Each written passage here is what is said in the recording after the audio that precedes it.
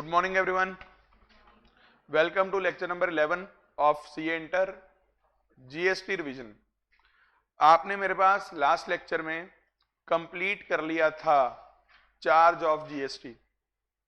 उसी चैप्टर के साथ हमने काफी सारे कॉन्सेप्ट एग्जम्पशंस के भी कर लिए थे, जैसे गवर्नमेंट रिलेटेड कुछ सर्विसेज बता दी थी, वकीलों की सर्विसेज कवर की थी हमने।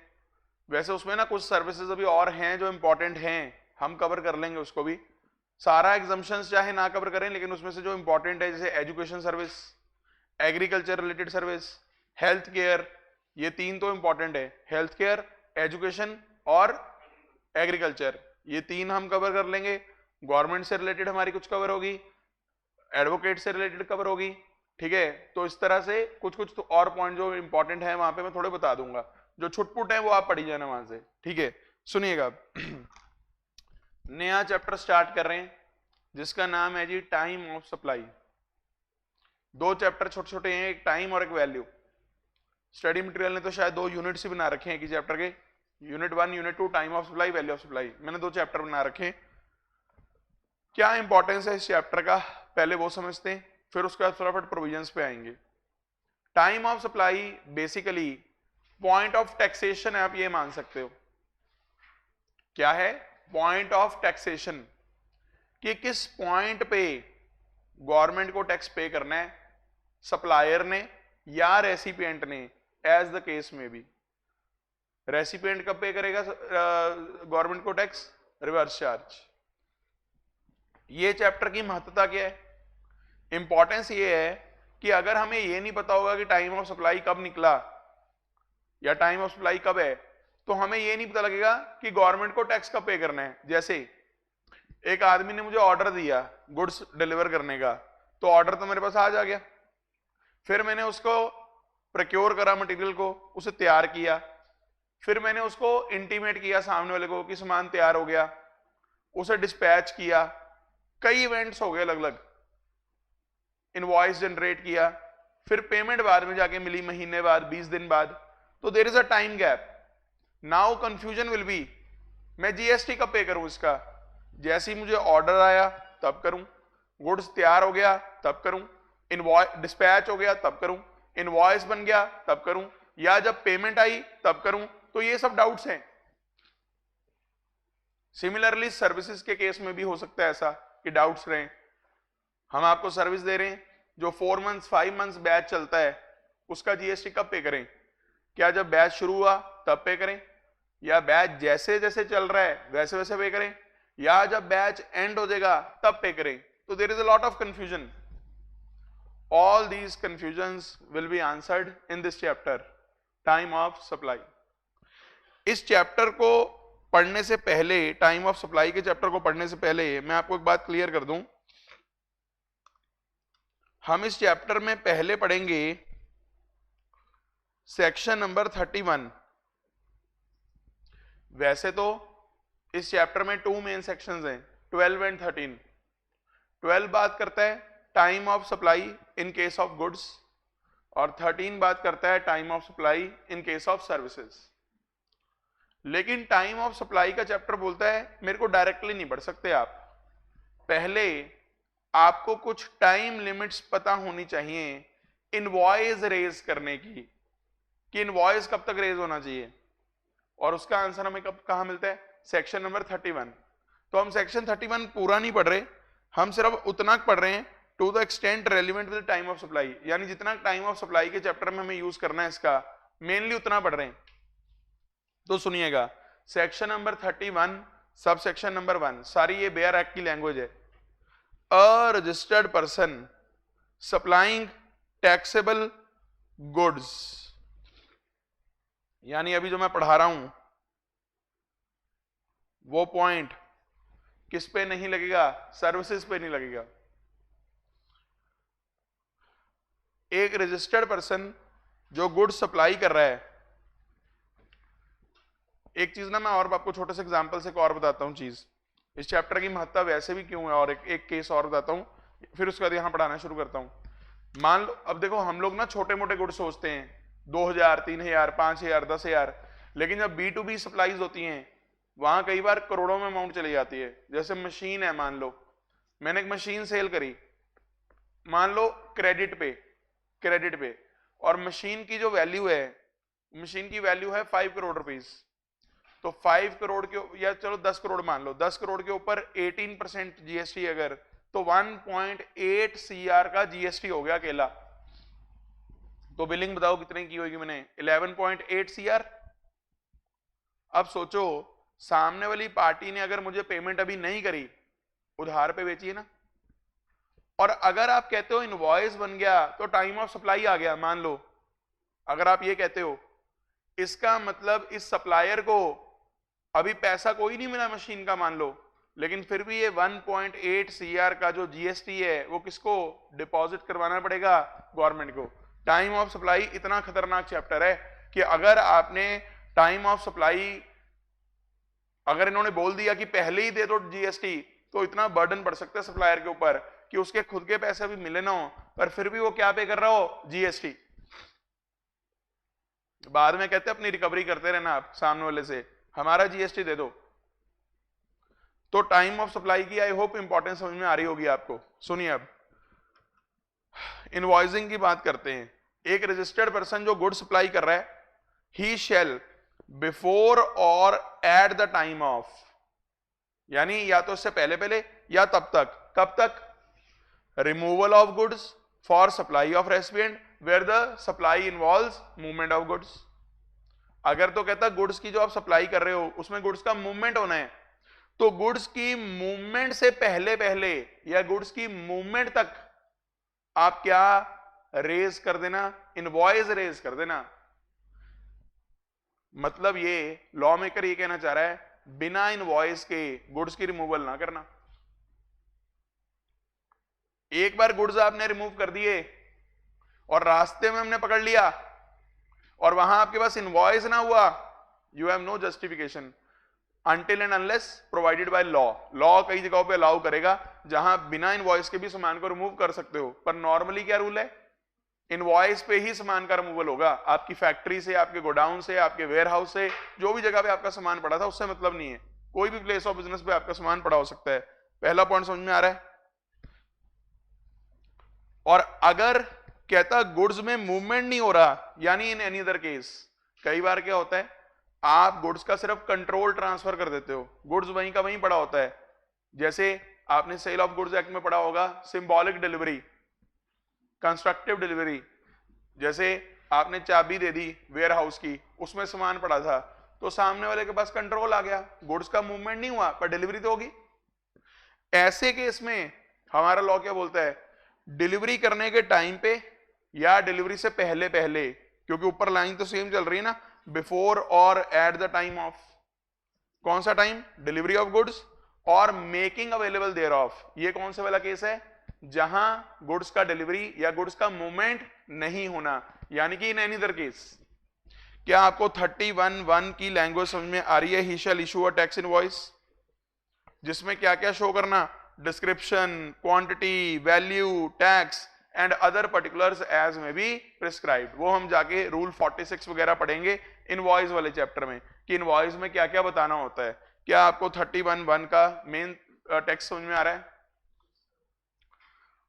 प्रोवाइजो आप पढ़ लो, कहता काउंसिल की रिकमेंडेशन पे गवर्नमेंट नोटिफाई कर सकती है कि जहां किसी और टाइम में या किसी और मैनर में इनवॉइस रेज हो सकता है, तो वो नोटिफाइड केस भी हम आगे जाके पढ़ेंगे। पढ़ लोगे 31(1), यस और नो। अब एक काम करता हूं, अगर आपको 31(1) थोड़ा थोड़ा समझ में आ गया तो मैं साथ साथ में काम करता हूं, शुरू करता हूं पेज नंबर 3 पे time of supply.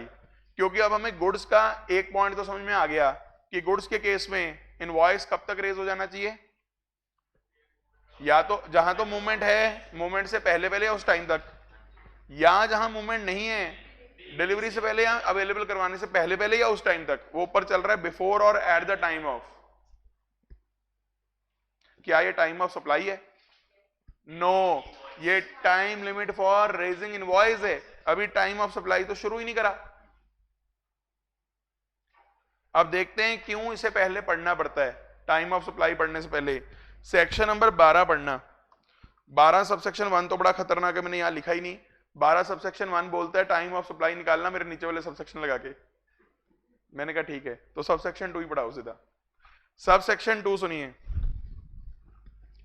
The time of supply of goods shall be either of the following dates, shall be, मैंने कहा अच्छा इधर बोला, shall be earlier of the following dates namely, अब यहां पे दो डेट्स हैं ए और बी,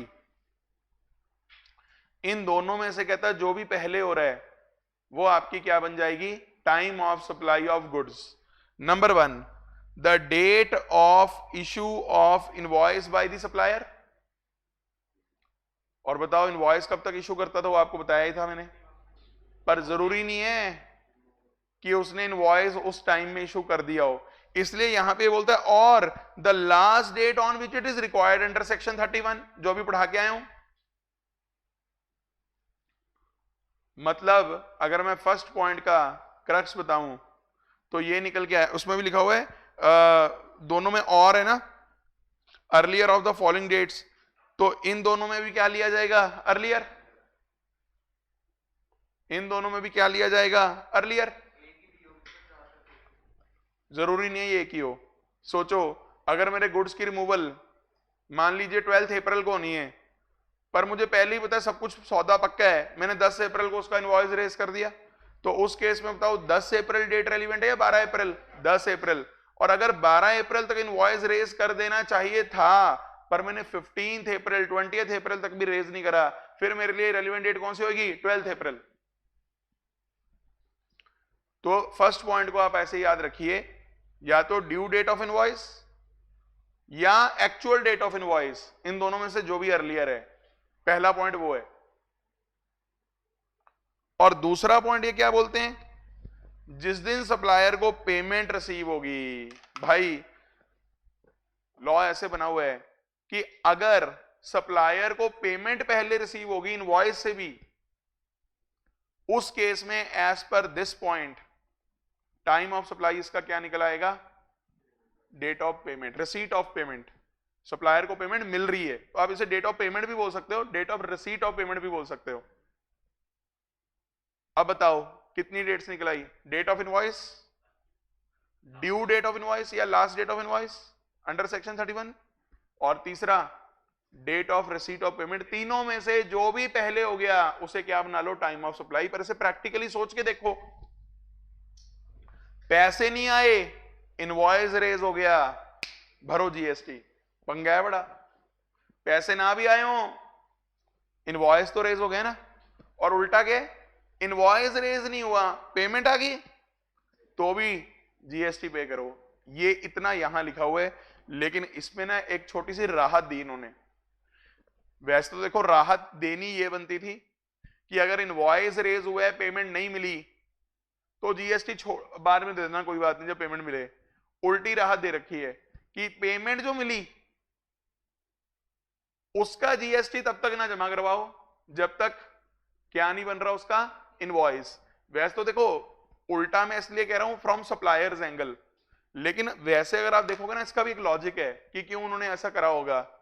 सोचो मेरे यहां से गुड्स बिक रहा है बहुत सारा, मेरे यहां से बहुत सारा गुड्स बिक रहा है, अब कई मुझे एडवांस दे जाते हैं। अब प्रॉब्लम क्या है, अगर एडवांस मैंने पकड़ लिया, सरकार कहते है उस पर जीएसटी जमा करवाओ, लेकिन बाद में कभी तो उसका इनवॉइस बनेगा। अब जब उसका इनवॉइस बनेगा मुझे ये बात ध्यान देनी पड़ेगी कि जितना एडवांस पहले मैं ले चुका हूं उस पर तो पहले जीएसटी जमा हो चुका, उस पर दोबारा जीएसटी चार्ज ना करूं इनवॉइस के अंदर। तो ऐसे तो उनको बड़ा 1-to-1 रिलेशन रखना पड़ेगा सब सप्लायर्स को कि इसका जीएसटी जमा हो चुका, इसका भी नहीं हुआ। मतलब काफी ना अकाउंटिंग पर्पस के लिए बहुत ज्यादा बर्डनसम हो जाता है सप्लायर के लिए। वरना सप्लायर तो सिर्फ इतना ध्यान रखेगा ना कि मैंने इतने लेने थे, इतने मिल गए, बाकी अभी आने हैं। लेकिन इसकी वजह से इनको ये भी ध्यान देना पड़ेगा सप्लायर को, इतना ले लिया, इस पे जीएसटी जमा हो गया, जब मैं अगली बार बाकी लूंगा, इनवॉइस पूरा बनाऊंगा, तो उतने पे जीएसटी दोबारा ना चार्ज करूं, तो अकाउंटिंग प्रॉब्लम्स तो आएंगी ना।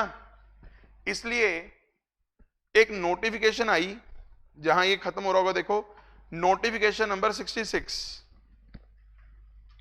पढ़ के देखो नोटिफिकेशन नंबर 66 की लैंग्वेज क्या है, मैं अभी मेंशन करवाता हूं। नोटिफिकेशन नंबर 66,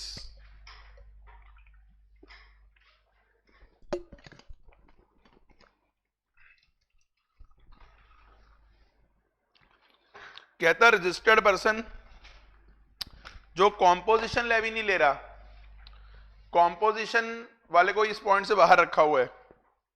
आगे सुनिए, he shall pay the GST on outward supply of goods at the time of supply as specified under section 12(2)(a।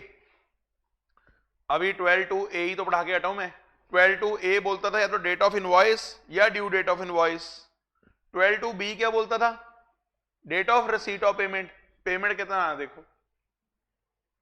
In other words, all taxpayers except composition suppliers are exempted from paying GST at the time of receipt of advance of goods. Rather, the GST shall be payable only when the invoice for the supply of such goods is issued or ought to have been issued.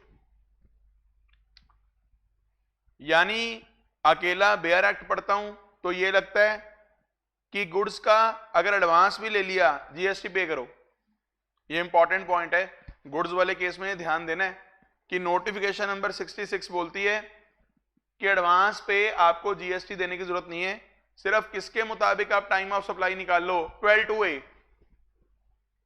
किसके मुताबिक GST निकाल लो, sorry time of supply निकाल लो 12(2)(a। अब composition यहां छोड़े हुए हैं, वैसे मैं कहता हूं कॉम्पोजिशन अगर यहां ना भी छोड़ो या छोड़ो तो भी सेम आंसर रहेगा। बताऊं क्यों? क्योंकि कॉम्पोजिशन वाले जो जीएसटी पे करते हैं ना, वो पे करते हैं टर्नओवर इन द स्टेट में, और टर्नओवर इन द स्टेट की जो अमाउंट निकलती है वो टर्नओवर इन द स्टेट की अमाउंट निकलती उसकी है जितनी अभी आपने सप्लाईज करी होती हैं। तो जितनी अभी आपने सप्लाईज करी हैं उसका तो इनवॉइस बना होगा, यानी वो पे ही इनवॉइसिंग के हिसाब से पे करते हैं। तो यहां अगर एक्सेप्ट लिखा भी है कोई उसका इतना फर्क नहीं पड़ेगा। पर आपको एक चीज मेंशन करनी है यहां पे, इररेलेवेंट ड्यू टू, बताओ किसकी वजह से इररेलेवेंट हो गया? क्या आपको मेरी बात समझ में आ रही है कि नहीं आ रही है? कितने नंबर पेज पे मेंशन कर रखी है? मैं यहां की समरी की बात कर रहा हूं। इसका पेज नंबर 1 से दे दिया इन्होंने? दे तो रखे हैं यार, दे रखे हैं।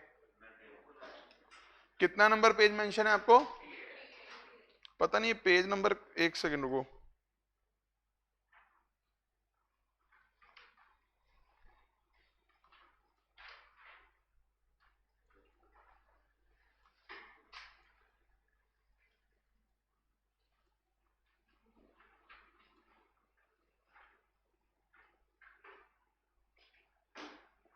आज क्या डेट है?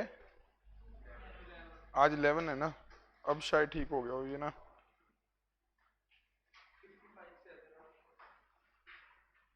एक मिनट, वो कुछ यहाँ ना अपडेट नहीं हुई फाइल। चलो कोई नहीं, मैं मेंशन करवा देता हूँ पेज 58 पे।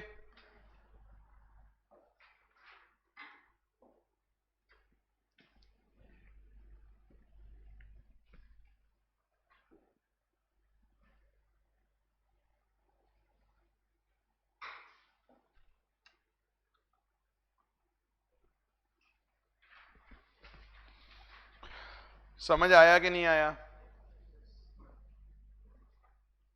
एक ना प्रोवाइजो है इसकी, ये प्रोवाइजो भी इस नोटिफिकेशन की वजह से ना इररेलेवेंट हो जाएगी। बताता हूं क्यों। इस प्रोवाइजो में ये लिखा हुआ है कि अगर कोई मान लो सप्लायर गुड्स, सपोज करो मैं आपसे एग्जांपल लेता हूं, मान लो सप्लायर ने बिलिंग करी 48,500 या आप करो 49,500 की, सपोज सप्लायर ने इतने की बिलिंग करी, इनवॉइस क्रिएट किया। अब सामने वाला कहता है यार तुमसे डीलिंग तो चलती रहनी है आगे भी, तुम एक काम करो, लो 50,000 का चेक पकड़ लो, बाकी बाद में देखते रहेंगे, जो 500 रुपए एडवांस है उसको हम बाद में एडजस्ट कर लेंगे अगले किसी इनवॉइस में। अब अगर आप 12(2)(b) के हिसाब से देखो, बी क्या बोलेगा कि 49,500 का तो चलो इनवॉइस बन गया था, बाकी 500 तो आपने एडवांस ले लिया, तो एडवांस पे तो जीएसटी पे करो एज पर बी क्लॉज। लेकिन अभी मैंने क्या बोला, बी क्लॉज तो इररेलेवेंट हो गया अभी। अब एक बात सोचो, अगर लॉ मेकर ने तो बी पॉइंट लिखा था ओरिजिनली, तो उसने ये वाला केस सोचा कि कई बार ऐसा हो सकता है कि छोटा मोटा एडवांस मिल जाए सप्लायर को 1000 रुपीज तक का, और ये 1000 रुपीज कैसे देखने, जितना इनवॉइस बना उससे एक्सेस। अगर 49,500 का इनवॉइस बना है तो मैंने कितनी पेमेंट कर दी सप्लायर को 50 के, तो कितने का एडवांस हो गया 500, which is up to ₹1000 as per 12(2)(b, तो इसका भी टाइम ऑफ सप्लाई निकल आएगा। तो प्रोवाइजो ने बोला 1000 रुपीज तक के जो एडवांस हैं उनको हम ऑप्शन दे देंगे सप्लायर को कि अगर अभी आपने इसका टाइम ऑफ सप्लाई नहीं निकालना तो ना निकालो, इसका टाइम ऑफ सप्लाई तब निकाल लेना जब इसका इनवॉइस क्रिएट करोगे अगली बार। पर मैं कह रहा हूं ये वाला पॉइंट भी अब ज्यादा रेलिवेंट नहीं रहा, क्योंकि 12(2)(b इनइफेक्टिव कर रखा है इन्होंने ड्यू टू नोटिफिकेशन नंबर 66। तो एडवांसेस पे टैक्स की बात ही नहीं हो रही। लेकिन ध्यान ये रखना, ये पॉइंट जो मैं आपको सिखा रहा हूं ना सारा, कि एडवांसेस पे जीएसटी ना दो, this applies only in case of goods. ध्यान रखिएगा, अभी सर्विसेज में नहीं है वो तो बोला मैंने। आप प्रोवाइजो की लैंग्वेज पढ़ के देखो, और क्या मैं इसके साथ भी इसको लिखवा सकता हूं, ये भी रेलिवेंट है आज की डेट में, जब तक क्या चल रही है नोटिफिकेशन नंबर 66। पढ़ के देख लो प्रोवाइजो। इस चैप्टर के ना बुक के क्वेश्चन पक्का कर लेना, क्योंकि उन्होंने कैसे मेंशन किया है, कौन सा सेक्शन मेंशन किया है, पक्का देख लेना नोटिफिकेशन कहां मेंशन किया है। एक बार मैं करवा दूं फिर मैं आपको होमवर्क दूंगा।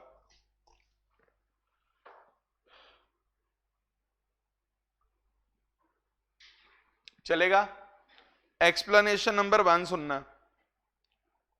For the purpose of clause A and clause B, जो ऊपर हम पढ़ रहे हैं, supply shall be deemed to have been made to the extent it is covered by the invoice or as the case may be by the payment। Payment वाला तो चलो भी छोड़ ही दो, सिर्फ इनवॉइस वाली बात करो।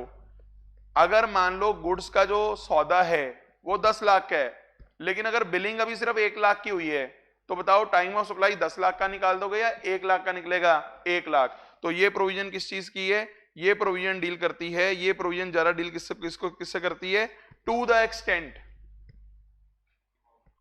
जितना कवर्ड है इनवॉइस में या पेमेंट में, सिर्फ उसका टाइम ऑफ सप्लाई निकलेगा, पूरे का नहीं निकल जाएगा। एक्सप्लेनेशन नंबर 1 क्लियर है? यस और नो? अब हम बात करते हैं एक्सप्लेनेशन 2 की। एक्सप्लेनेशन 2 बोलती है, जो ऊपर लाइन लिखी हुई है ना, the date on which the supplier receives the payment, जो अभी की डेट में ज्यादा रेलिवेंट नहीं है पर फिर भी सुन लो। It shall be earlier of, जिस दिन पेमेंट या तो किताबों में एंटर होगी या जिस दिन पेमेंट बैंक अकाउंट में क्रेडिट होगी है सप्लायर के। कई बार क्या होता है, डायरेक्ट क्रेडिट करवा दिया उसने हमारा अकाउंट, सामने वाले ने आरटीजीएस या नेफ्ट करवा दी, हमें बाद में पता लगा तो हमने बुक्स में एंट्री बाद में डाली, पर फिर भी हमारे लिए क्या मान ली जाएगी? हमें पेमेंट मिल गई उस दिन। या कई बार क्या होता है, उसने हमें चेक दिया, अब चेक तो क्लियर करवाने में 3 दिन 4 दिन, इवन अगर कई बार तो होता है चेक आपके पास पड़ा ही रह गया ऑफिस में, आपने जाके जमा ही नहीं करवाया बैंक में, क्योंकि 3 महीने की वैलिडिटी होती है। तो कई बार क्या होता है, चेक मिल गया, आपने बुक्स में एंटर कर लिया, लेकिन अभी जमा नहीं करवाया, क्या फिर भी आपकी रिसीट ऑफ पेमेंट होगी है? यस, क्योंकि जिस दिन आपकी बुक्स में एंटर हो गया या जिस दिन आपके बैंक अकाउंट में क्रेडिट हो गया, दोनों में से जो भी पहले हो गया, that is your date of receipt of payment. हालांकि date of receipt of payment मैं फिर कह रहा हूं, अभी कुछ देर के लिए शांत करा हुआ है गुड्स वाले केस में। क्या करा हुआ है? शांत। यहां तक की बात समझ में आई कि नहीं आई? यस और नो? अभी एक काम करते हैं, गुड्स वाला केस अभी पूरा नहीं हुआ, अभी मैं सेक्शन 31 में वापस जाता हूं। सेक्शन 31 का सबसेक्शन 1 हो गया। अब अगर आप नोटिस करो, जो इसका सबसेक्शन 2 है वो लग रहा है सर्विसेज पे, तो मैं यहां गुड्स लिख के काट देता हूं। यहां पे थोड़ा ये बात का ध्यान देना है, क्योंकि टाइम ऑफ सप्लाई के जो रूल हैं और जो इनवॉइस रेज करने के जो रूल्स हैं वो दोनों अलग अलग हैं गुड्स और सर्विसेज के लिए। ठीक है, अभी और देखते हैं, सबसेक्शन 4 पढ़ते हैं, ये फिर गुड्स से रिलेटेड है। किससे रिलेटेड है? गुड्स। यस और नो? यस और नो? यहां चर्चा की हुई है कंटिन्यूअस सप्लाई ऑफ गुड्स की। किसकी? Continuous supply of goods. अब कंटिन्यूअस सप्लाई ऑफ गुड्स क्या होता है उसको समझने के लिए पहले मैं कंटिन्यूअस सप्लाई ऑफ गुड्स की डेफिनेशन आपको पढ़ा देता हूं।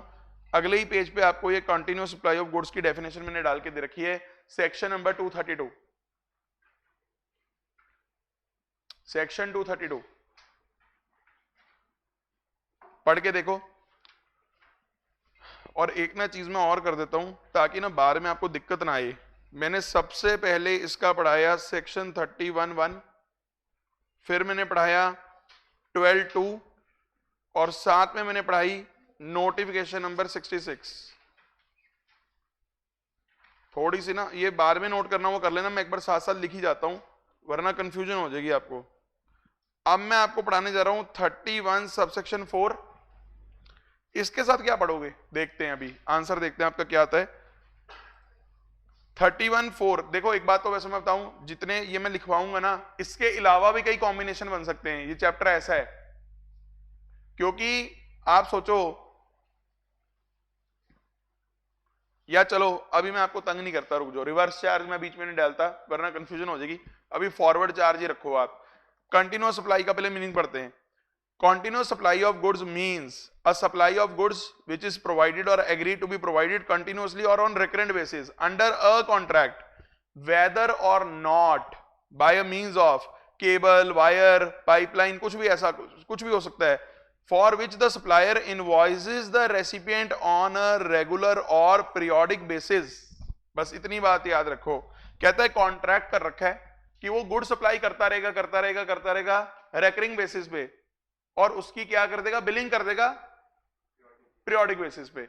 जैसे यार एक सिंपल सा एग्जांपल, अगर मान लो मेरी फैक्ट्री में मुझे पता है बार बार कोई चीज आती है, तो मैंने सामने वाले के साथ कॉन्ट्रैक्ट कर लिया कि तू मुझे हर रोज ये चीज दे जा, महीने के एंड में जितना तेरा लगा मुझे बिलिंग कर दियो जितना मटेरियल आएगा।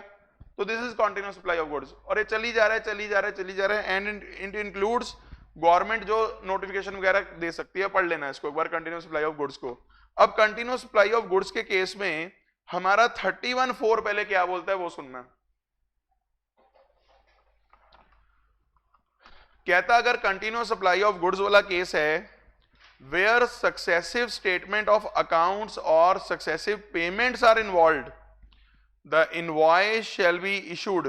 कब तक इनवॉइस इशू करना कहता, before or at the time of each statement is issued or as the case may be each such payment is received।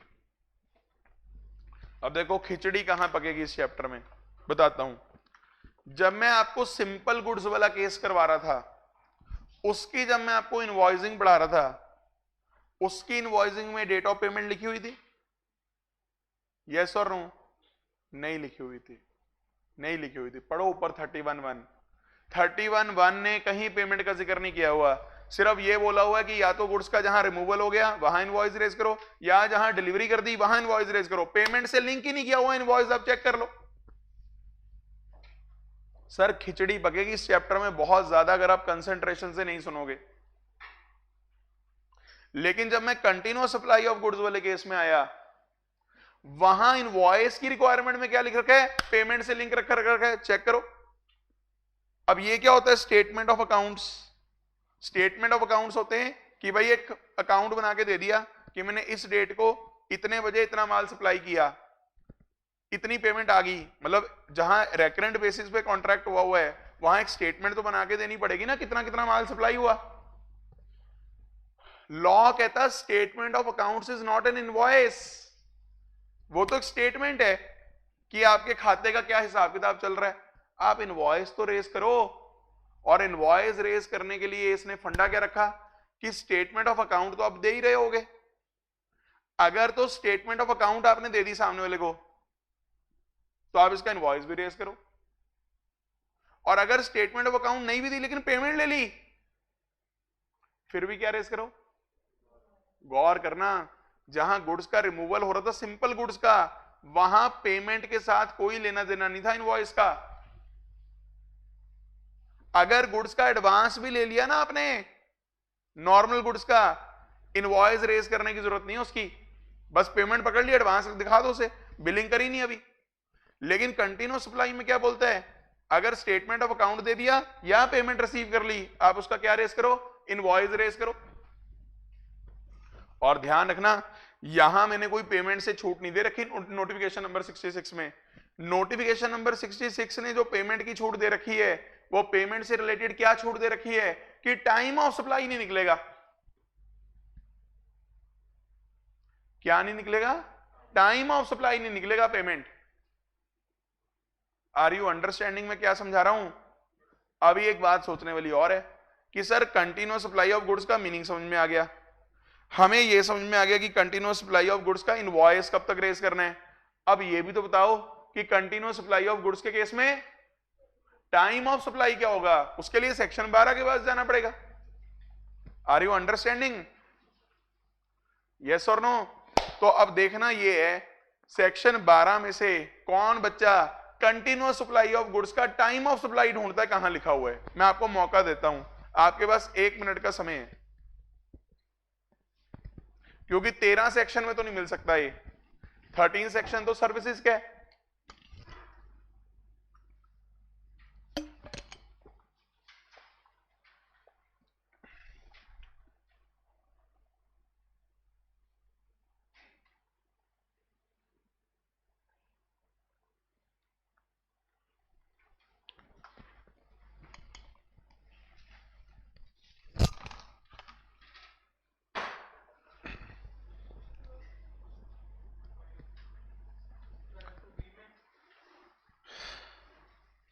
Twelve 2B में,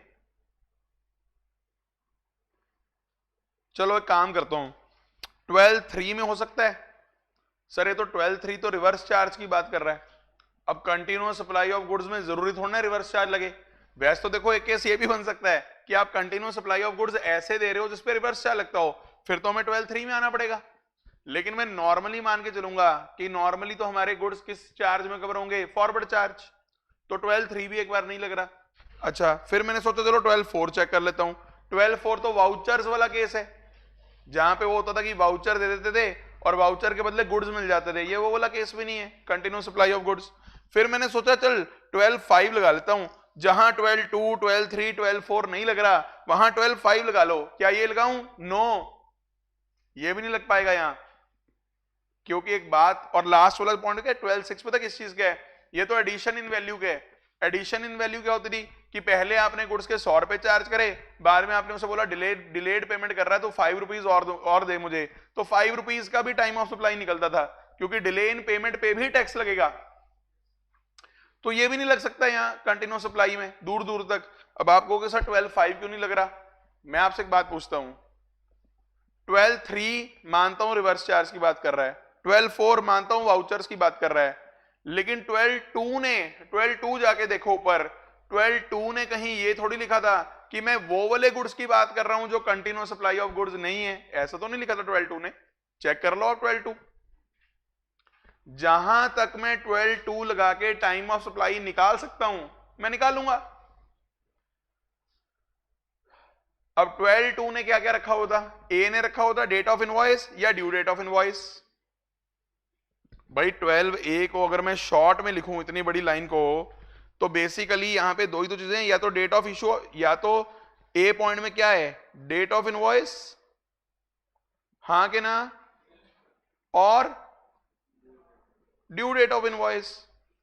और एक बात देखो नोटिस करो बहुत ध्यान से, जहां इन्होंने ड्यू डेट ऑफ इनवॉइस लिखा है ना, वहां इन्होंने अकेला सेक्शन 31 मेंशन किया है।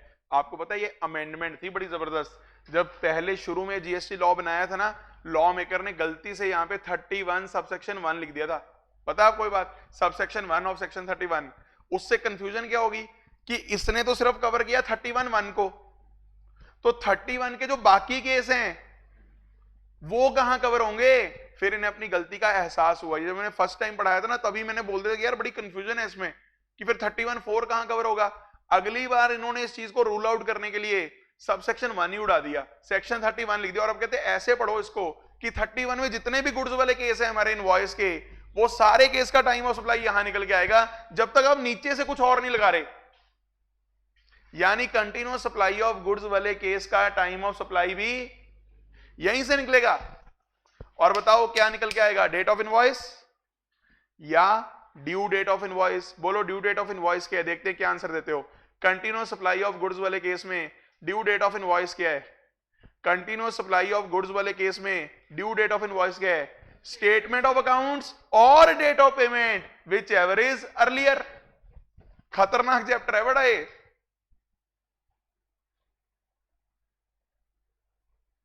क्या आपको मेरी बात समझ में आ रही है कि नहीं आ रही है?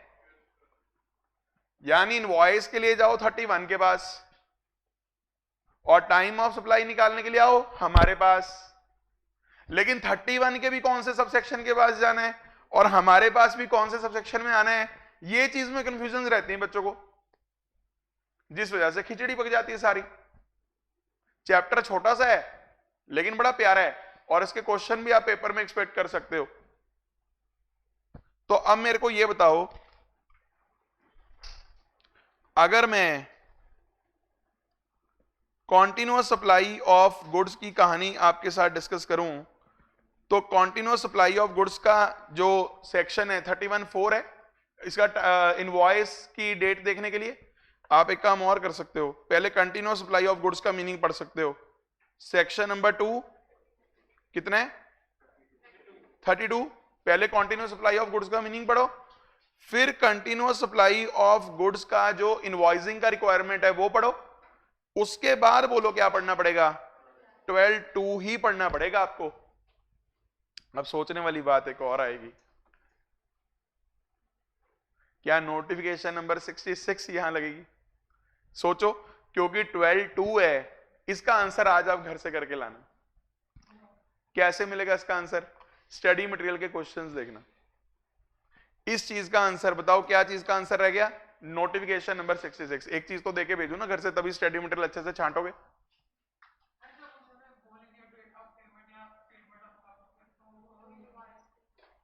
आप समझे नहीं, इनवॉइस तो रेज हो गया, ठीक है, आप कंफ्यूज कर रहे हो। बच्चा कह रहा है सर नोटिफिकेशन नंबर 66 तो यहां रेलिवेंट ही नहीं।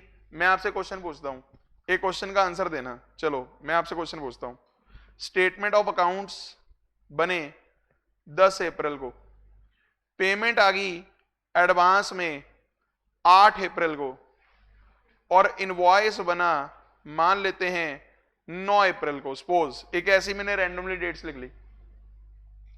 वैसे तो देखो इनवॉइस का यहां वॉयलेशन है। क्यों वॉयलेशन है? इन दोनों में से जो भी अर्लियर हुआ था उस टाइम पे आपका इनवॉइस बन जाना चाहिए था। तो उस हिसाब से इनवॉइस कब बन जाना चाहिए था? 8 अप्रैल। हाँ कि ना?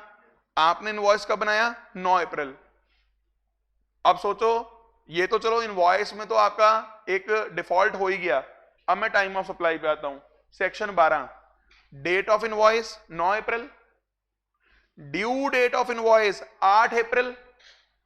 तो 9 और 8 में अर्लियर क्या आ गया? 8 अप्रैल आ गया। और दूसरा पॉइंट क्या है? Date of payment. Date of payment, अब एक मिनट, यहां तो चलो पेमेंट और इनवॉइस सेम निकल आए, तो 8 अप्रैल ही यहां पे क्या निकल आएगा? Time of supply as per 12(2)(a), due date of invoice. लेकिन अगर मैं यहां पे सपोज यहां अगर मैं स्टेटमेंट ऑफ अकाउंट्स पहले कर दूं, वैसे स्टेटमेंट ऑफ अकाउंट्स अगर मैं पहले कर दूंगा तो उस केस में इनवॉइस अगर बाद में बना, एक मिनट करके देखते हैं। अगर मैं यहां पे स्टेटमेंट ऑफ अकाउंट्स बोल दूं कि 2 अप्रैल को रेज हो गई थी, इनवॉइस बना 9 अप्रैल को, तो इनवॉइस बन कब तक जाना चाहिए था? 2 अप्रैल। वैसे यहां ठीक है, अगर तो पेमेंट आ गया क्लॉज, पेमेंट पहले होगी तो तब भी इनवॉइस की डेट आ जाएगी। और अगर स्टेटमेंट ऑफ अकाउंट्स पहले आ गया तो भी इनवॉइस की डेट स्टेटमेंट ऑफ अकाउंट्स हो जाएगी। यानी पेमेंट वहां इतना रेलिवेंट नहीं रहेगा 12(2)(b) में जाके। उसका रीजन क्या बन रहा है कि भाई अगर तो स्टेटमेंट ऑफ अकाउंट पहले बन गई तो इनवॉइस तब तक बनना चाहिए, तो भी डेट ऑफ इनवॉइस आएगा टाइम ऑफ सप्लाई। और अगर पेमेंट पहले आ गई तो भी उसका क्या रेज हो जाना चाहिए? इनवॉइस। उस केस में भी टाइम ऑफ सप्लाई क्या निकल आएगी? पेमेंट। डेट ऑफ इनवॉइस मतलब, क्योंकि इनवॉइस को किससे लिंक कर रखा है? पेमेंट। तो वैसे वहां इतना फर्क नहीं पड़ेगा, सही कह रहा है बच्चा। बाकी फिर भी आप सवाल करके आओ कि वो नोटिफिकेशन नंबर 66 मेंशन कर रहे हैं कि नहीं कर रहे हैं आंसर में, ये तो दिखाओ। एक आधा क्वेश्चन ही होगा कंटिन्यूअस सप्लाई का मेरे हिसाब से, पर आई होप आपको समझ में आ रहा है कहां पे कौन सा सेक्शन या कौन सी प्रोविजन में लगा रहा हूं। यस और नो? यार आवाज आनी चाहिए यार, तभी पता लग रहा है मैं क्या बता रहा हूं। 31(4) क्लियर है? यस और नो? अब वापस आओ, देखना ये अब सेक्शन 31 में एक तो इनवॉइस की रिक्वायरमेंट होगी 1 में, एक होगी 4 में। चेक करो क्या गुड्स से रिलेटेड और कोई इनवॉइस की रिक्वायरमेंट है? चेक कीजिए, क्या गुड्स से रिलेटेड और कोई इनवॉइस की रिक्वायरमेंट है?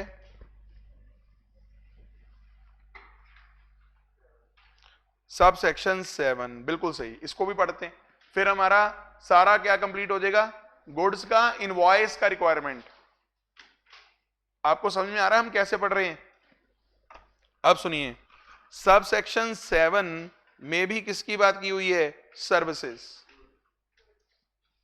की बात नहीं की हुई। मतलब किसकी बात की हुई है? गुड्स। तो आइए पढ़ते हैं। कहता मेरे सब सेक्शन 1 ने क्या कह रखा है? मत सुनना, मेरी सुनो, पागल है। कहता सब सेक्शन 1 अगर कहता गुड्स वो हुए जो सेंड करे गए हैं या टेकन करे गए हैं अप्रूवल बेसिस के लिए, सेल और रिटर्न बेसिस पे, और उसके लिए गुड्स रिमूव करे गए हैं before the supply takes place. इसका क्या मतलब हुआ? Goods are removed before the supply takes place. Supply को यहां पे पता है, अगर मैं लेमैन लैंग्वेज में बताऊं तो सप्लाई यहां पे सेल है। वैसे तो सप्लाई पूरा वही है हमारा सेक्शन 7 वाला। अब कई बार क्या होता है, गुड्स रिमूव हो गए लेकिन अभी बिके तो है नहीं। अगर बिके नहीं तो सप्लाई थोड़ी हुई।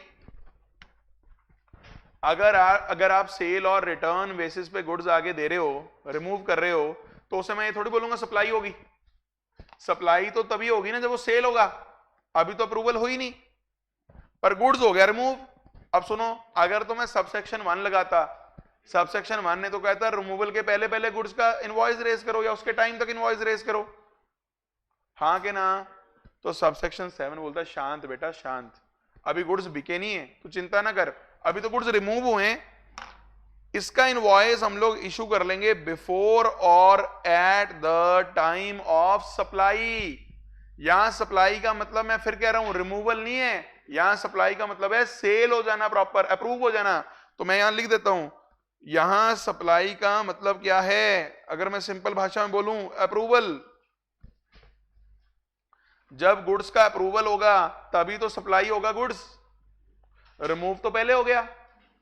अब सोचो, मैंने जिसको गुड्स अप्रूवल के लिए दिया था वो रख के बैठ गया, तो क्या आप भी बैठे रहोगे कि इनवॉइस ही नहीं रेस करता मैं जब तक अप्रूवल नहीं हो रहा? लॉ कहता है सिर्फ 6 महीने का टाइम दूंगा। अगर तो उसने 6 महीने से पहले पहले अप्रूव कर दिया फिर तो अब तब इनवॉइस रेस कर दो।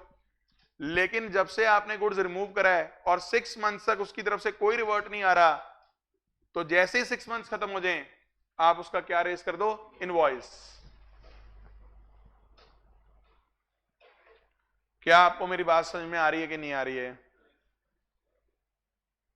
अब मेरा क्वेश्चन फिर से वही, 31(7) भी एक टाइम लिमिट फॉर इनवॉइस दे रहा है। अगर ये वाला सरकमस्टांस आ गया आपके पेपर में, इनवॉइस रेस करना तो आप यहां से सीख लोगे कि कब तक इनवॉइस रेस करना है। इसका टाइम ऑफ सप्लाई कैसे पता लगेगा बताइए? इसका टाइम ऑफ सप्लाई भी कहां से पता लगेगा? 12(2) से पता लगेगा। सर मतलब ज्यादातर केस तो गुड्स वाले 12(2) में ही है। एक्चुअल में 12(2) जनरल रूल है। 12(3), 12(4) तो तब लगाएंगे ना जब बड़ा स्पेसिफिक। पर सर ये स्पेसिफिक ही तो है यार, ये स्पेसिफिक केस बना रखे हैं इनवॉइस रेज करने के लिए। Are you understanding? तो अब मेरे को बताओ, जो तीसरी मेरी लड़ी चलेगी वहां पे जो मैं सेक्शंस की लड़ी लिख रहा हूं उसमें मैं क्या मेंशन करूंगा? आप पढ़िए सर, सेक्शन 31 सबसेक्शन 7 और इसके साथ क्या पढ़िएगा? सेक्शन 12(2). और क्या इसके साथ भी नोटिफिकेशन नंबर 66 लगेगी? आप देखिएगा घर जाके, क्योंकि इसमें भी हो सकता है एडवांस मिल गया हो। वैसे तो इसका एडवांस बड़ा अजीब सा होगा क्योंकि वो तो रिफंडेबल होगा ना फिर, क्योंकि अगर पैसे पकड़ लिए लेकिन अप्रूवल अभी हुई नहीं तो वो तो वापस करनी पड़ेगी। इस पे तो वैसे ही जीएसटी नहीं लगना चाहिए अगर आप सोचो, क्योंकि ये तो एक तरह से सिक्योरिटी की तरह हो गया कि अगर वो सामान ना वापस करके गया तो मैं वो रख लूंगा। आर यू अंडरस्टैंडिंग और नॉट? क्या सबको ये 3 मेरे जो लिंक्स मैं बना रहा हूं ये समझ में आ रहे हैं कि नहीं आ रहे हैं? किसी के मन में कोई डाउट यहां तक? 31(1) क्या था? गुड्स का जहां नॉर्मल रिमूवल हो रहा है उस केस में इनवॉइस। 31(4) क्या था? कंटिन्यूअस सप्लाई ऑफ गुड्स में इनवॉइस। 31(7) क्या है? अप्रूवल के केस में इनवॉइस। लेकिन इन तीनों केस में इनवॉइस का पता करने के बाद आपको टाइम ऑफ सप्लाई कौन से सेक्शन से निकालना है? 12(2). यस और नो? बिल्कुल है। 12(5) की रेलेवेंस वहां आएगी जहां 12(2) की जो चीजें हैं ना वो आपके पास अवेलेबल नहीं है, डेट्स ही अवेलेबल नहीं है। 12(5) वहां रोल में आएगा। 12(5) नॉर्मली रोल में नहीं आएगा। यस और नो? अब एक काम करता हूं, बात करूंगा मैं रिवर्स चार्ज की। किसकी बात करूंगा? Reverse charge. अब देखना ये है, पहले तो सेक्शन 31 में अगर आप नोटिस करो, सेक्शन 31 में मुझे ऐसा कुछ नहीं नजर आ रहा जो बात कर रहा हो रिवर्स चार्ज की इनवॉइसिंग रिक्वायरमेंट की। तो एक काम करते हैं, सीधा रिवर्स चार्ज का टाइम ऑफ सप्लाई पढ़ना शुरू करते हैं और वहां देखते हैं कि क्या हमें कहीं जरूरत पड़ेगी इनवॉइस की। Are you understanding? टेक्निक समझ में आ रही है? तो आइए हम लोग सीधा चलते हैं section number 12 sub section number 3। एक बार गुड्स को ध्यान से कर लिया ना, सर्विसेज तो मुफ्त में हो जाएगी। तभी मैं गुड्स को थोड़ा स्लोली करवा रहा हूं ताकि आपको एक एक चीज समझ में आए कि बेयर एक्ट में से मैं कहां से क्या चीज पढ़ रहा हूं। बेटा जिस बच्चे को बेयर एक्ट क्लियर है ना वो पेपर में मार नहीं खा सकता, फैक्ट बता रहा हूं मैं आपको। और उसका प्रभाव ही अलग है मार्किंग के अंदर भी। बस आपको एक काम करना है, ये सारी लैंग्वेज क्लियर करके आपको एक एक क्वेश्चन देख लेना है स्टडी मटेरियल का, क्योंकि इस चैप्टर की अच्छी खासी प्रैक्टिस है स्टडी मटेरियल में। और जिन बच्चों ने चार्ज ऑफ जीएसटी वाला जो चैप्टर है हमारा उसको स्टडी मटेरियल से अगर नहीं किया तो प्लीज उसको कर लीजिए ताकि आपका कॉन्फिडेंस इनहांस हो। यस और नो? तो आइए 12(3) की बात करते हैं। 12(3) कहता जहां वो सप्लाईज हैं जिसका tax liable to be paid है या पेड है, कहां? रिवर्स चार्ज में। तो वहां टाइम ऑफ सप्लाई होगा earliest of the following dates. पहले मुझे बताओ, ये टाइम ऑफ सप्लाई सप्लायर के लिए निकलेगा या रेसिपिएंट के लिए निकलेगा? रेसिपिएंट के लिए। रिवर्स चार्ज में तो सर कौन टैक्स पे करता है? रेसिपिएंट पे करता है ना, तो सप्लायर के लिए थोड़ा ना निकलेगा टाइम ऑफ सप्लाई। एक बात बताओ, सप्लायर ने तो बिल बनाया होगा अपना और उस बिल पे सिर्फ वैल्यू लिखी होगी अपने गुड्स की, जीएसटी चार्ज भी नहीं किया होगा उसने। तो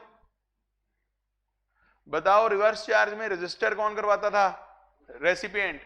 टैक्स कौन पे करेगा? रेसिपिएंट। सप्लायर को तो मतलब ही नहीं। तो ये टाइम ऑफ सप्लाई भी किसके लिए निकल रहा है? रेसिपिएंट। सुनिएगा, जिस दिन उसको गुड्स रिसीट हो गया, कहते आपको गुड्स मिल गया, हमने कहा हाँ, कहते मुबारक हो। और कुछ नहीं देखना हमने, अगर क्योंकि अर्लीएस्ट अगर ये हो गया और कुछ भी ना हो टाइम ऑफ सप्लाई आ गया। रेसिपिएंट जी आपको गुड्स मिल गया, हमने कहा इस गुड्स का टैक्स रिवर्स चार्ज पे करना है, हमने कहा हाँ, कहते पहले पे करो बाकी बात बाद में, क्योंकि गुड्स मिल गया। अब अगला क्वेश्चन फिर से पूछा डिपार्टमेंट ने, कोई रिवर्स चार्ज वाली ट्रांजैक्शन करी है? हमने कहा हाँ, कहते गुड्स मिल गया, हमने कहा ना, कहते चलो एक चीज और चेक करते हैं। अब और चीजें भी चेक करेंगे। और number 2, the date of payment entered in the books of account or the date on which the payment is debited in the bank account. Debited मतलब बैंक से कट गया, मतलब पता है क्या बोल रहे हैं? बेटा रेसिपिएंट तूने इस गुड्स की पेमेंट कर दी? वो कहते हाँ कर दी। कहते बदतमीज, सप्लायर की पेमेंट कर दी तूने, हमारा जीएसटी कौन देगा? रेसिपिएंट को नहीं देख रहे, उसको गुड्स नहीं आए अभी तक, क्योंकि अगर गुड्स आ गए फिर भी जीएसटी ले रहे हैं, और अगर गुड्स नहीं भी आए, पेमेंट होगी तो भी जीएसटी ले रहे हैं, रेसिपिएंट से कोई सहानुभूति नहीं है। और तीसरा, अभी तो हटते नहीं, the date immediately following 30 days from the date of issue of invoice. अगर आप गौर करोगे, थर्ड पॉइंट में इनवॉइस आ गया, हाँ के ना? जैसे इनवॉइस वर्ड आ गया, मेरे को किसके पास जाना पड़ेगा? सेक्शन 31, हाँ के ना? बताओ यहां 31 में कहां जाऊंगा? कहीं जाने की जरूरत नहीं है। बताऊं क्यों? क्योंकि लॉ ने ड्यू डेट ऑफ इनवॉइस नहीं लिखा 31 सेक्शन की। लॉ ने सिर्फ ये लिखा है कि जिस दिन इनवॉइस रेज कर दिया सप्लायर ने, अब उसने कब रेज करा, कब नहीं रेज करा, टाइम पे करा, टाइम पे नहीं करा, उससे रेसिपिएंट को क्या मतलब? गहराई में जाओ सर।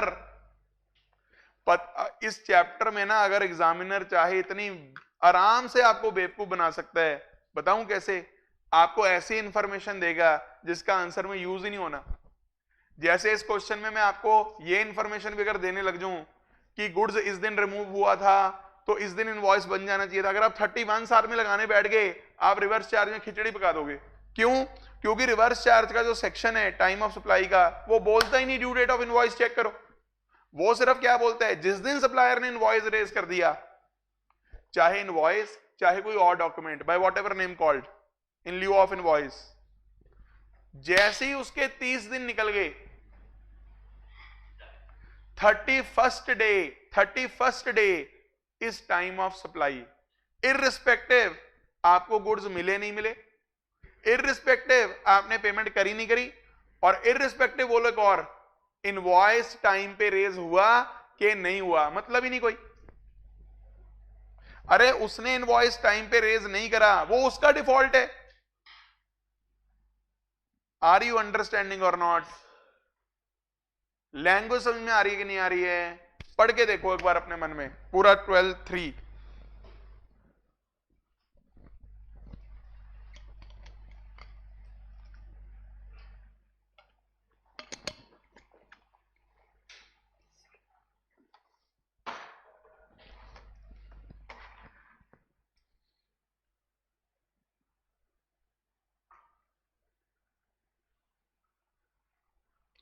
फॉलोइंग 31 डेज का मतलब क्या हुआ? 31st डे, 31st डे हो गया इसका मतलब। फॉलोइंग 30 डेज मतलब 31st डे आपका टाइम ऑफ सप्लाई हो जाएगा। थोड़े डेज में यहां दिक्कत हो जाती है कई बार, तो मैं आपको बता देता हूं। बताओ, अगर गुड्स रिसीव हो गए 10th अप्रैल को, अगर पेमेंट हुई 13th अप्रैल को, और हमारा जो इसका इनवॉइस रेज कर दिया था सप्लायर ने, मान लो वो रेज कर दिया था 4th ऑफ मार्च को, तो बताइए इसका टाइम ऑफ सप्लाई कैसे निकलेगा? 4th मार्च जैसे हमारा है, तो 30 डेज कैसे गिनोगे? 31 माइनस 4 31 डेज का महीना है ना मार्च, तो 31 माइनस 4 27। अब इस 27 डेज में ना मेरी बात सुनना, 4 मार्च गिना नहीं गया, क्योंकि 4 मार्च को तो from the date of issue of invoice में बड़ी दिक्कत आती है। कुछ लोग कहते हैं 4 मार्च को भी गिनो। सर 4th मार्च को इनवॉइस रेज हुआ है, सुन तो लो, तो 4th मार्च से 30 डेज गिनोगे ना। 4th मार्च से 30 डेज गिनने सिखा रहा हूं, तो 31 माइनस 4 27। 27 डेज में 4th मार्च गिना नहीं गया, मैं ये बता रहा हूं। ये ठीक है? आगे सुनो, 1 अप्रैल, 2 अप्रैल, 3 अप्रैल, 30 डेज हो गए। 30 days from the date of invoice ऐसे गिनने, और उससे नेक्स्ट डे क्या है? 4th April. This is the answer. आप बाकी बुक में चेक कर लेना, 31st डे ऐसे ही निकाल रहा हो, क्योंकि अगर वो 4th अप्रैल को भी काउंट कर रहा है, फिर 31st डे 3rd अप्रैल आएगा। इसको चेक कर लेना एक बार पॉइंट को।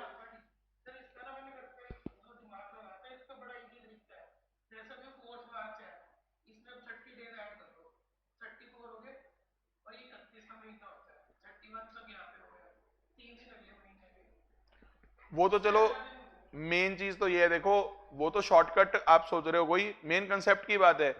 कंसेप्ट अगर क्लियर है कि हमने इनवॉइस की डेट नहीं गिननी, उससे आगे गिनना है, फिर डेज तो गिनी जाते हैं।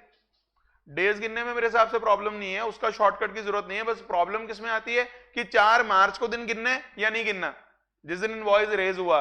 क्योंकि अगर आप इसको गिनते हो फिर एक दिन का फर्क पड़ जाएगा 31st डे, और अगर आप नहीं गिनते फिर तो आपको कैलकुलेशन आती है। नहीं गिनना ना, मैं अपनी तरफ से कह रहा हूं नहीं गिनना, आप स्टडी मटेरियल में चेक कर लेना। 31 - 4 जब मैंने किया तो 27 डेज मार्च के हो गए, 1 अप्रैल 2 अप्रैल 3 अप्रैल 30 डेज हो गए, हाँ के ना। और फर्स्ट नेक्स्ट डे क्या हुआ 4 अप्रैल। अब बाकी एक बार 30 डेज चेक कर लेना स्टडी मटेरियल में ऐसे ही कर रहा है कि नहीं कर रहा न्यू स्टडी मटेरियल में। क्योंकि ना मैं क्यों कह रहा हूं ये बात, उसका रीजन देता हूं। सर्विस टैक्स होता था ना पुराने वाला, उसमें भी ऐसे पॉइंट्स होते थे।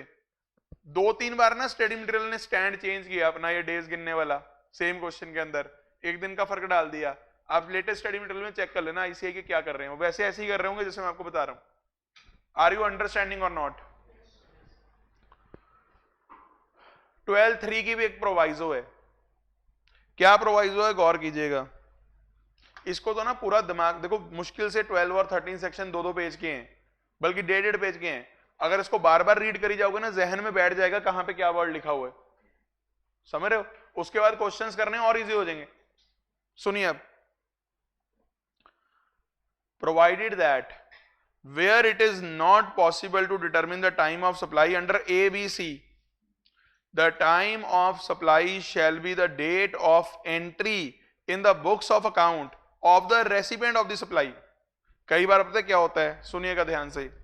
जो गुड्स रिसीव हुआ उसका ना रजिस्टर मेंटेन होता है वैसे नॉर्मली फैक्ट्रीज में, कई बार वो रजिस्टर मेंटेन नहीं किया हुआ रेसिपिएंट ने, तो रिसीट ऑफ गुड्स पता नहीं लग रही डेट। ए पॉइंट रूल आउट हो गया भाई। पेमेंट कर दी उसने कैश, वो कैश की डेट भी नहीं उनको पता लग रही कहां पे है। बी पॉइंट भी नहीं पता लग रहा। सप्लायर भी ऊपर से खतरनाक, वो भी देसी था, उसने भी इनवॉइस जो रेस किया नहीं किया या किया ही नहीं, या हमारे पास था हमें पता ही नहीं कहां गया इनवॉइस घूम के, कुछ भी ऐसा केस। इम्प्रैक्टिकल सा कह रहा हूं थोड़ा, पर है प्रैक्टिकल बड़ा, क्योंकि बहुत लोग इम्प्रैक्टिकल तरीके से काम करते हैं बिजनेस के अंदर, इतनी डॉक्यूमेंटेशन और प्रॉपर नहीं रखते। तो लॉ ने यह भी सोचा कि अगर ए बी सी कुछ भी नहीं हमें मिल रहा उसके मुताबिक, तो हम फिर भी टाइम ऑफ सप्लाई निकालेंगे, छोड़ेंगे नहीं आपको। अब देखा जाए वैसे तो लॉ मेकर सोचे जो आप यहां लिख रहे हो अगर वो भी ना हुआ, फिर तो अल्टीमेटली आपको 12(5) में भी जाना पड़ सकता है ना, जहां कुछ भी लगा के आप नहीं निकाल पा रहे, तभी तो 12(5) भी बनाया हुआ है इन्होंने। Are you understanding? लेकिन अगर आपके पास एबीसी नहीं भी है तो भी कहते हैं हम आपका टाइम ऑफ सप्लाई निकाल लेंगे। उस केस में हम टाइम ऑफ सप्लाई वो मान लेंगे जब आपने इसकी एंट्री बुक्स में रिकॉर्ड करी। किसने? सप्लायर ने कि रेसिपिएंट ने? रेसिपिएंट ने। लैंग्वेज पढ़ लो एक बार।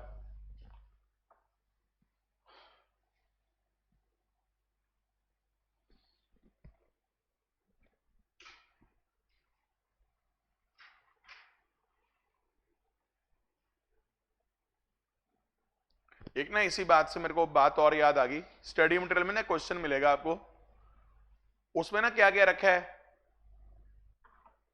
कोई रिकॉर्ड वगैरह अवेलेबल नहीं है, सिर्फ एक चीज अवेलेबल थी कि गुड्स की रिमूवल कब हुई, बाकी कुछ नहीं। इनवॉइस कब रेज हुआ, पेमेंट कब आई, कुछ नहीं पता। बस ये पता लग रहा है एक रजिस्टर मिल गया डिपार्टमेंट को, उसमें ये पता लग रहा है गुड्स का रिमूवल इस दिन हुआ, उसका टाइम ऑफ सप्लाई निकालो।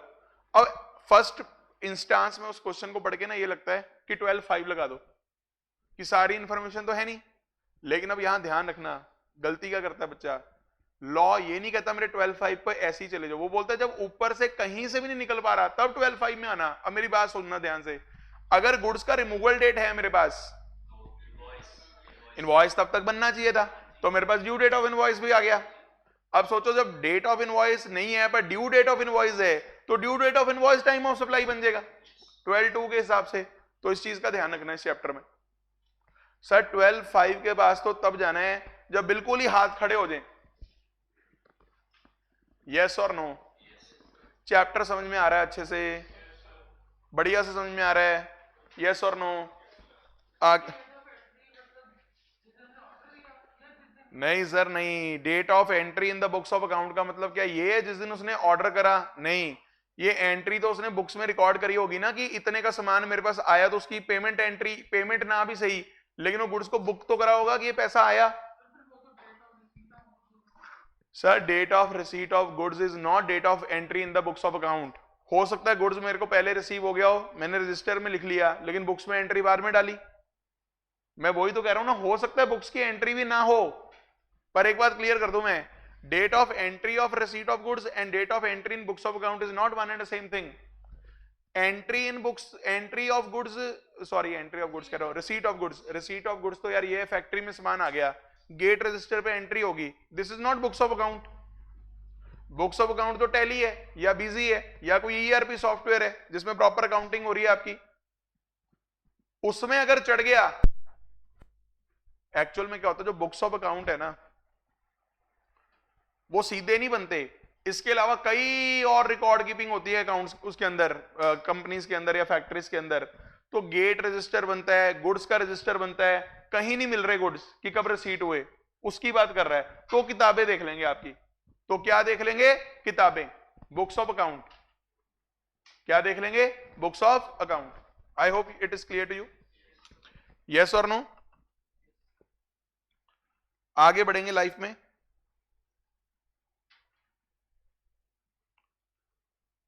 इसके बाद हमारे पास 12.4 है। 12.4 हमारी बात करता है वाउचर्स की। अब ये वाउचर्स का मतलब क्या है? ये वाउचर्स ना एक्चुअल में होते हैं पेड वाउचर्स।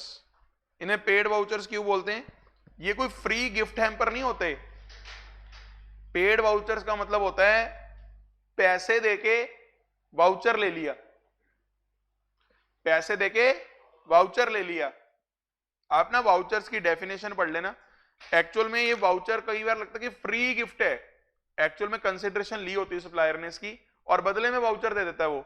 और वाउचर में क्या लिखा होता है कि आप इतनी देर में आके हमारे यहाँ इस स्टोर से या हमारी जो भी सर्विस है या जो भी हमारे गुड्स हैं इस स्टोर से आके सामान ले जाना, इतने का, जितने का वो वाउचर है, जितने का वो। इवन कई बार ये वाउचर्स ऐसे भी मिलते हैं कि आप शॉपिंग करते हो, तो शॉपिंग करते हो बहुत ज्यादा तो उसमें आपको वाउचर मिल जाते हैं। एक्चुअल में वो वाउचर्स फ्री नहीं है, मैं वही कह रहा हूं, जितने की आपने शॉपिंग करी उसमें उसकी कंसिडरेशन आ गई। अब प्रॉब्लम क्या आती है इन वाउचर्स वाले केस में, ध्यान से सुनना। एक तो वाउचर्स की वैल्यू तो होगी कुछ ना कुछ कि सामान 2000 का है, 2500 का है, 3000, जितने का भी सामान वाउचर्स के अगेंस्ट आप लेके जा सकते हो, यानी वैल्यू तो है। प्रॉब्लम आएगी वाउचर्स वाले केस में एक तो कि रेट ऑफ टैक्स क्या लगाऊं, क्योंकि देखो कंसीडरेशन तो आज ही मिल गई, वाउचर आज दे दिया, लेकिन सामान कब लेके जाएगा सामने वाला? मे भी हफ्ते बाद, मे भी 15 दिन बाद, मे भी महीने बाद। अब लॉ कहता है पैसे तो आपको आज ही मिल गए तभी आपने वाउचर इशू करा। अगर मैं इसका टाइम ऑफ सप्लाई आज ही निकाल दूं, अगर मैं आज ही निकाल दूं जिस दिन मैंने वाउचर इशू करा, वहां एक प्रॉब्लम आएगी। अगर वाउचर में वो आइडेंटिफाइबल नहीं है कि इसके अगेंस्ट क्या लेके जाएगा सामने वाला, तो वहां प्रॉब्लम ये आएगी कि अगर आज मैं जीएसटी देना भी चाहता हूं, मेरे को ये नहीं समझ में आएगा कौन सा रेट लगाऊं। लेकिन बताओ अगर वाउचर आज मैंने कंसीडरेशन ली, वाउचर दे दिया और उस पर लिखा हुआ है कि आप इसके बदले यही चीज लेके जा सकते हो, उसकी तो फिर मुझे वैल्यू भी पता है जी, मुझे रेट भी पता है, हाँ कि ना? उसका टाइम ऑफ सप्लाई तो आज ही निकालो क्योंकि कंसीडरेशन तो आज ही मिल गई, रेट भी पता है, वैल्यू भी पता है। लॉ बिल्कुल इसी चीज को ध्यान में रखते हुए ऐसे बना हुआ है कि अगर तो वाउचर वो है जहां सप्लाई आइडेंटिफाइबल है eight the time of issue of voucher, तो टाइम ऑफ सप्लाई बन जाएगी इशू ऑफ वाउचर। लेकिन अगर आइडेंटिफाइबल नहीं है सप्लाई, तो वहां हम लोग बनाएंगे time of supply redemption of the voucher, यानी जब सामने वाला आके वाउचर क्या करवाएगा? रिडीम। पढ़ के देखो क्या 12.4 आपको समझ में आ रहा है?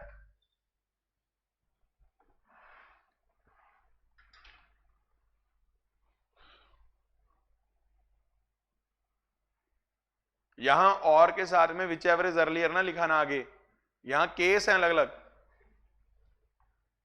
एक चीज ना बस हमारे दिमाग में बैठे थे, विच एवर इज अर्लियर। क्या आपको 12/4 समझ में आ रहा है? 12/6 पढ़ना, पहले 12/6 पढ़ना। एडिशन इन वैल्यू, भाई आज मैंने गुड्स की बिलिंग करी 1 लाख, लेकिन सामने वाले ने पेमेंट लेट कर दी, तो मैंने उस पर इंटरेस्ट चार्ज कर लिया, मैंने लेट फी चार्ज कर ली, मैंने पेनल्टी चार्ज कर ली, इस तरह की चीजें। हाँ कि ना? मेरी बात समझ में आ रही है? तो बताइए मुझे, इसके बारे में मैंने कहीं और पढ़ा है कुछ? 15(2)D तो वैल्यू ऑफ सप्लाई में पढ़ाया, उससे पहले कहीं पढ़ाया? टाइम ऑफ सप्लाई से पहले कहीं? थोड़े दिन पहले की बात है, मैंने ना आपको एक पॉइंट करवाया था, याद करो। जब शेड्यूल 2 कर रहे थे ना, जब शेड्यूल 2 कर रहे थे हम, सप्लाई ऑफ गुड्स और सप्लाई ऑफ सर्विसेज, वहां ना मैंने एक पॉइंट करवाया था आपको एग्जांपल देके, कि ये जो चीजें हैं ना सारी, इंटरेस्ट, लेट फी, ये सारी चीजें, ये ना वो होती हैं टॉलरेटिंग एन एक्ट। उसके बदले आप कंसिडरेशन ले रहे हो, इनको हमेशा सप्लाई ऑफ सर्विस माना हुआ है हमारे एक्ट ने। लेकिन एक बात बता दूं मैं, भले ही मानते इसको सप्लाई ऑफ सर्विस है, लेकिन जब मैं इसका टाइम ऑफ सप्लाई निकालता हूं, क्योंकि ये delayed payment related to goods है, लिखा इसको यहीं हुआ है सेक्शन 12 में। बड़ा अच्छा पॉइंट है भी। वैसे एक्ट इसको क्या मान के चलता है कि सर्विस है एक तरह, क्योंकि you are agreeing to tolerate an act. अगला डिले कर रहा है, आप कंसिडरेशन ले रहे हो, यू आर टॉलरेटिंग, है in the nature of service. पर इसको यहां क्यों पढ़ाया जा रहा है? Because it relates to supply of goods. और यहां सुनिए, बड़ी प्रैक्टिकल बात है। होता क्या है इसमें, लॉ मेकर ने पता क्या सोचा, लोग कॉन्ट्रैक्ट्स तो कर लेते हैं कि अगर 15 दिन में पेमेंट ना करी तो मैं इतना इंटरेस्ट लगा दूंगा, इतनी पेनल्टी लगा दूंगा, इतना डिलेड पेमेंट लगा दूंगा। लेकिन प्रैक्टिकली बहुत बार इन चीजों पे ना डिस्प्यूट हो जाता है। सामने वाला कहता है आपने मेरे को ऐसा नहीं करा, वैसा नहीं करा, इसलिए मैंने आपकी पेमेंट रोकी, ये हुआ वो, तो बहुत बार डिस्प्यूट्स हो जाते हैं। और ये वाली ना इंटरेस्ट पेनल्टीज वगैरह वेव ऑफ करनी पड़ जाती है सप्लायर्स को। तो लॉ मेकर पता क्या बोलता है, बेटा जब मिलेगा ना तब टैक्स दे दियो, उसका कोई बात नहीं। अभी हमें पता तुम लड़ी जाओगे, मरी जाओगे, डिस्प्यूट हो जाएंगे, पता नहीं मिलेगा नहीं मिलेगा, तुम पहले हमें जीएसटी पे कर दोगे, बाद में तुम कहोगे मिला नहीं, फिर तुम कहोगे मेरा जीएसटी रिफंड करो। तो इस लोचे में नहीं पड़ना। बेटर है कि आप इसका जीएसटी तब पे कर देना, रिसीट बेसिस है। यहां 12/6 भी खत्म, पढ़ के देखो 12/6 समझ में आ रहा है?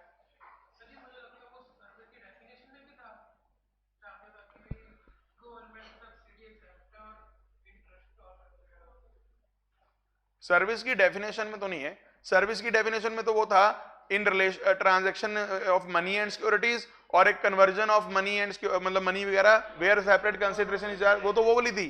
सर्विस की डेफिनेशन में तो ये सब नहीं लिखा हुआ।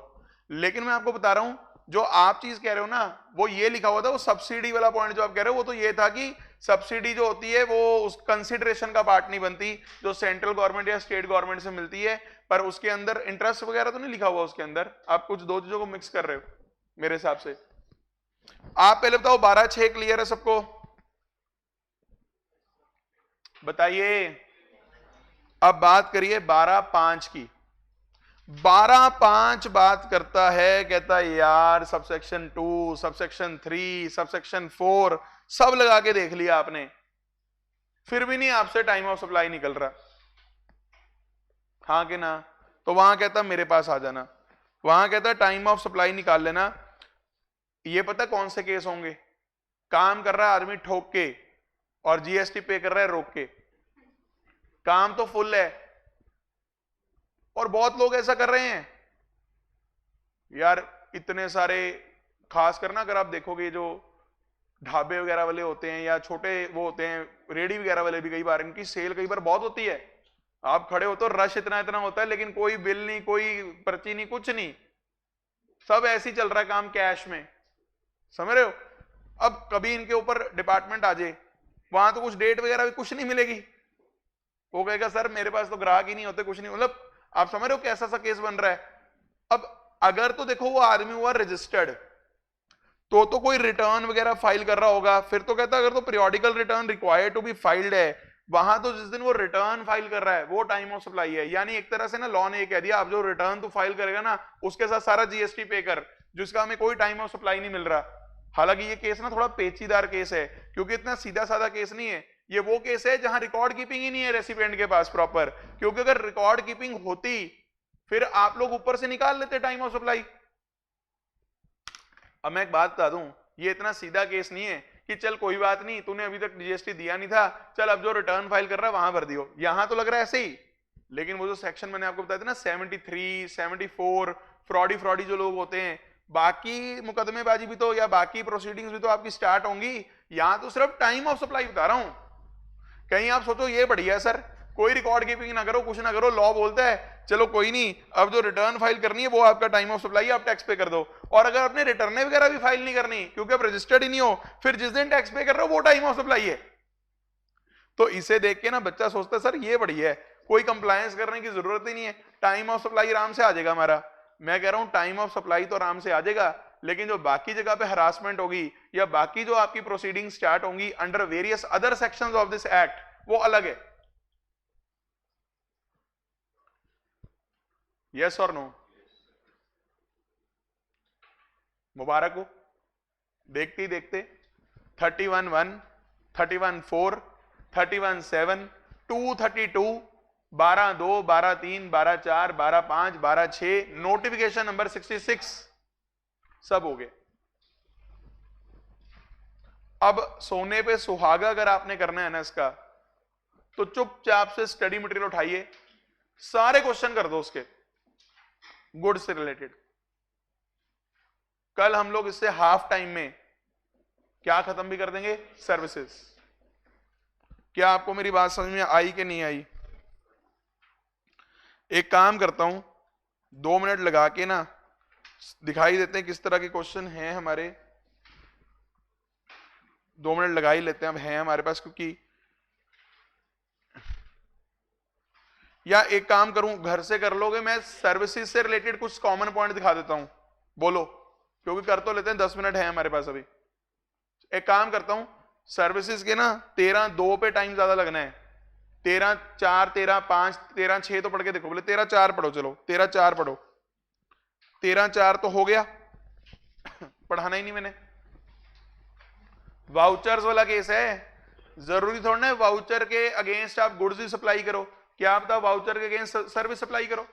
अगर तो पहली आइडेंटिफाइबल है फिर तो टाइम ऑफ सप्लाई आ गया इशू, और अगर आइडेंटिफाइबल नहीं है तो फिर जब रिडेम्पशन होगी।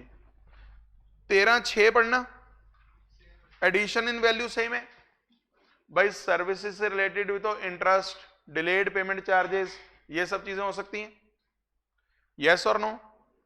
13(5) पढ़ना, सेम, अगर सबसेक्शन 2, 3, 4 लगा के भी आप टाइम ऑफ सप्लाई नहीं निकाल पा रहे तो उस केस में, अगर तो केस वो है जहां पीरियोडिकल रिटर्न फाइल कर रहे हैं, पीरियोडिकल रिटर्न कौन सी होती है, मंथली, क्वार्टरली, जैसे भी रिटर्न बोली हुई है आपको फाइल करने के लिए, क्योंकि अलग अलग लोगों के, अलग अलग तरह के लोगों के लिए अलग अलग तरह की रिटर्न फाइलिंग है। पीरियोडिकल रिटर्न अगर आपने फाइल करनी है तो जिस दिन आप return file, the date on which return is to be filed, ये थोड़ा फर्क है, the date on which return is to be filed, यानी जिस दिन फाइल करनी है उस दिन ड्यू डेट होगी, इतना उस दिन आप जीएसटी पे कर दो। या अगर रिटर्न फाइलिंग की रिक्वायरमेंट्स नहीं है आप पे, फिर जिस दिन आप पेमेंट कर रहे हो that is your time of supply. पर मैं फिर कह रहा हूं इसका बेनिफिट लेके आप बच नहीं सकते हो, बाकी प्रोसीडिंग्स होंगी। 13, 4, 5, 6 क्लियर है। अब मैं बात करता हूं क्या क्या बच गया, 2 और 3। एक बात आओ, 13(3) पढ़ने के लिए, 13(3) पढ़ने के लिए क्या आपको 31 के पास जाना है, सोच के बोलना, लेट्स सी, देख लो चलो एक बार 13(3) की लैंग्वेज पढ़ के देखना एक बार, ए और बी के अंदर, क्या आपको 31 के पास जाने की जरूरत है? नहीं जरूरत, क्योंकि ये फिर रिवर्स चार्ज वाला केस है, ये बात ही नहीं करता इनवॉइस कब रेज हुआ कब नहीं रेज हुआ, मतलब इनवॉइस कब तक रेज होना था, ये बात ही नहीं करता। मैं काम थोड़ा सा ना और कर दूं, रह ना जाए, जो मैं वहां पे लड़ियां लिख रहा था वो लड़ियां भी पूरी लिख दूं, ताकि आपको कोई दिक्कत ना आए जब आप अगली बार इसको पढ़ो। ये 3 तो हो गए थे ना हमारे। इसके बाद बताना मैंने क्या पढ़ाया था, 31(7), 12(2) के बाद सेक्शन 12 3, बस इसको आइसोलेशन में पढ़ना। क्या इसके साथ कोई सेक्शन 31 पढ़ने की जरूरत है? क्या इसके साथ कोई सेक्शन 31 पढ़ने की जरूरत है? नो। क्या आपको मेरी बात समझ में आ रही है कि नहीं आ रही है? इसके बाद मैंने क्या पढ़ाया? 12/4, यस और नो? 12/5 और 12/6। ये कॉम में लिखे हैं, मतलब अलग अलग हैं, कोई प्लस प्लस लिंक नहीं है इनमें कोई, लेकिन जहां प्लस लिखा है वो आपस में लिंक्ड है। बताओ इसमें पूरा time of supply of goods with invoicing आपका कवर हो रहा है कि नहीं हो रहा? तो अब आप इसको लिख सकते हो। नोटिफिकेशन नंबर 66, वैसे ये दो मैंने जो क्वेश्चन मार्क लगाए हैं ना, इसका आंसर आपको आज मिल जाएगा, कोई इतना यूज आएगा नहीं, क्योंकि मोस्टली वहां पे केस ही वो हैं जहां पेमेंट शायद पहले मिले ही ना, या अगर मिल भी गई तो इनवॉइस बन जाएगा। हालांकि अप्रूवल में ऐसा नहीं होता, पर कंटिन्यूअस सप्लाई में ऐसा हो जाएगा। कुछ कुछ समझ में आ रहा है आपको? यस और नो? किसके साथ? हाँ ये कर सकते हो कि 12, 4, 5, 6 के साथ में आप सेक्शन 13, 5, 4, 5, 6 पढ़ देना, ताकि आपका ये तो खत्म हो। फिर बस ना वो टेंशन सी खत्म हो जाती है कि बस यही रह गया है ना। अब जैसे माइंड में क्लियर है कि एक तो हमारा क्या रह गया? 13, 1 और 2, 1 नहीं सॉरी 1 तो है ही नहीं, 13, 2 और 3, 2 ये रह गए हमारे सब सेक्शन, और 31 के जो सब सेक्शन रह गए वो हमारे नीचे यहां शुरू हो जाएंगे कल। बताइए समझ आ रहा है कि नहीं आ रहा? कुछ कॉन्फिडेंस बना? आज बनेगा और जाके, जब आप घर पे क्या करोगे इसके क्वेश्चंस। पर प्लीज मेरी रिक्वेस्ट है, जिन बच्चों ने चार्ज ऑफ जीएसटी के सवाल नहीं करे प्लीज उनको भी कर लीजिए, वरना काम इकट्ठा होता रहेगा, और इसके तो करने ही करने हैं साथ में। ठीक है जी? हाँ जी, ऊपर करूं? ये लो जी।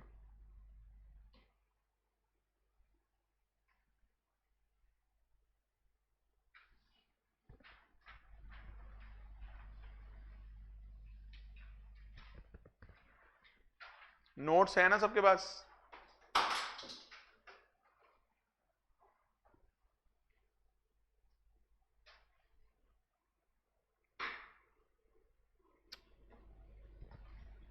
मुफ्त के नंबर हैं अगर ये आ जाए पेपर में, और आने के चांस पूरे रहेंगे। मुफ्त के नंबर उनके लिए हैं जिन्होंने बहुत अच्छे से पढ़ा हुआ है, बाकियों के नंबर कट जाते हैं इसमें। हाँ जी, हाँ जी,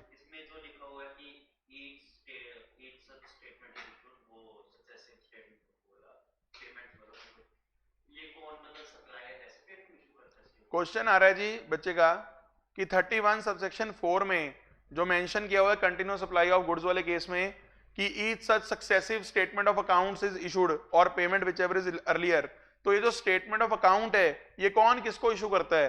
सप्लायर रेसिपिएंट को इशू करता है कि जी महीने में मैंने इतना इतना इतना इतना आपको दे दिया है माल, तो इसके बेस पर मैं इनवॉइस रेज करूंगा। क्योंकि इनवॉइस में ना कई बार इतनी डिटेल नहीं होती है, वो डिटेल किसमें दे देते हैं? वो स्टेटमेंट ऑफ अकाउंट।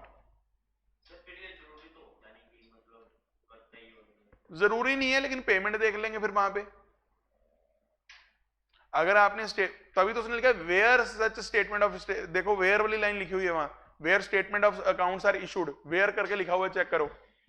क्यों जरूरी नहीं है, मैंडेटरी नहीं है कि स्टेटमेंट ऑफ अकाउंट पक्का बने। यस और नो? हो सकता है कई जगह पे इनवॉइस के अंदर ही वो डिटेल लिख दे प्रॉपर, तो वहां तो फिर इनवॉइस रेज ही हो गया।